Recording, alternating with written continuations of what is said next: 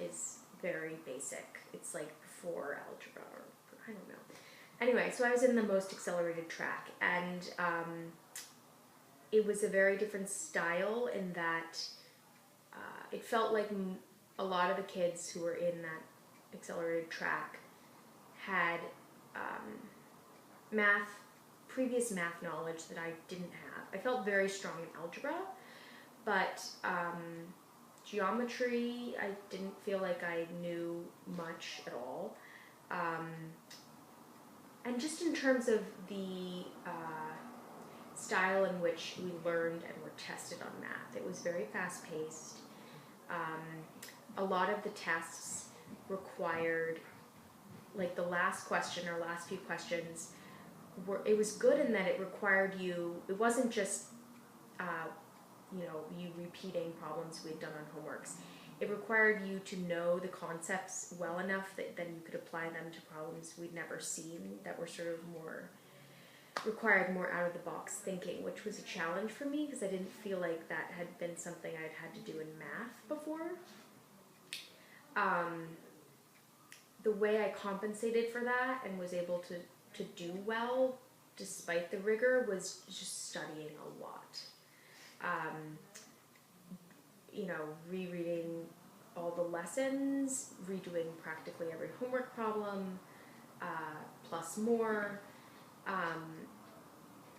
But I definitely wish that I had to do, that I had a better just sort of foundation in terms of basic math, aside from algebra, and then more experience trying to solve problems in a higher level where you have to draw on things you know but apply them to things you've never done before. Talk about grades a little bit. At Lowell? Your grades at the day school, yeah. Your grades at Lowell, maybe your grades now.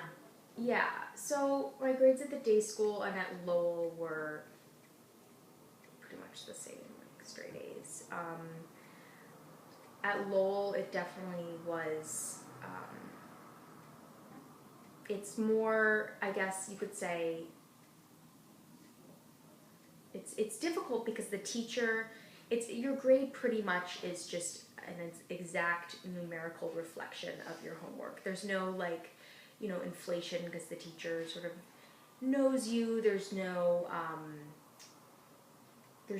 communication among teachers in that I'm assigning a lot of work here, so could you cut back? So it's really, your grade is just,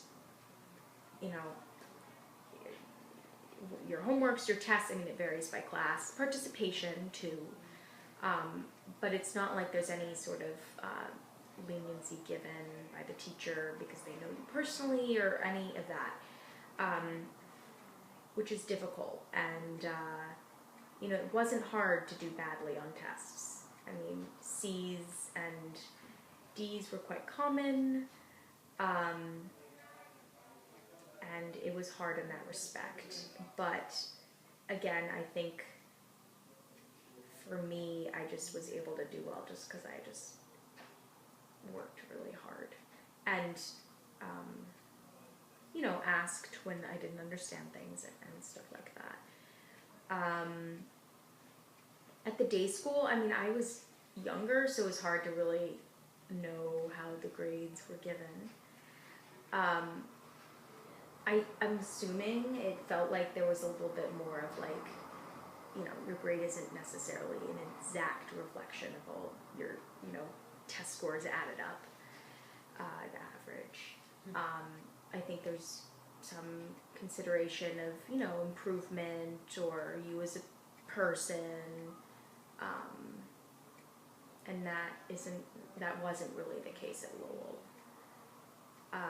In college, it depends on the class.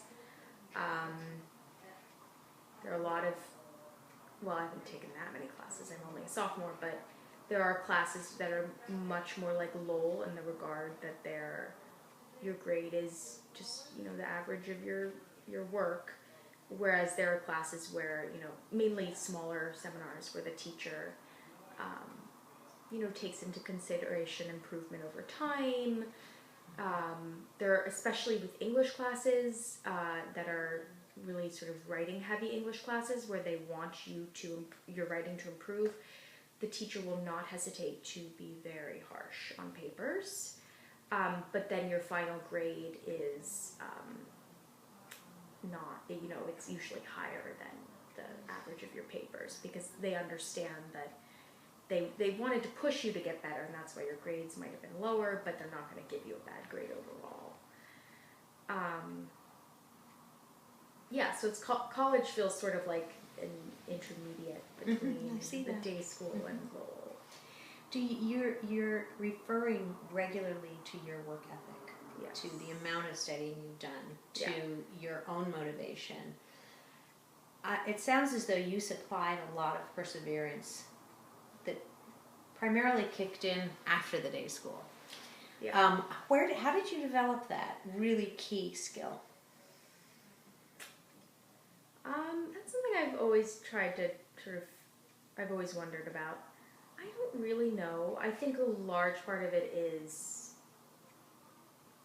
my personality that I was born with. My dad is very similar. I think, of course, it's not only personality. I think that there must have been something in the way that, my education at the day school. I think that, I think I was always really interested in what I was learning, and so that helped. I think if I hadn't been interested, I wouldn't have been inclined to push myself so much. I think it was really important to me to do well, not only for myself, but I felt like, and this is something I found throughout high school and college, my way of feeling confident in the classroom and feeling like I have relationships with teachers and that they recognize me is by doing well. And so I think that was another motivating factor. I mean, besides, the grade. I mean, at least at the day school, I wasn't really concerned. I mean, obviously I wanted to get good grades, but that wasn't, an overriding thought in my mind. It was really more about, earning the respect of my teachers and my peers. Mm-hmm. And I think that was a sort of thing that sort of built upon itself over time, because I think, and this is something that really benefited me, but I think is a little bit of a criticism I have, is that I think the day school, at least in my class, there were kids, 4 come to mind, including me, who kind of were, I don't even know how it happened, but subtly sort of singled out, not overtly, but as being really talented or just great kids.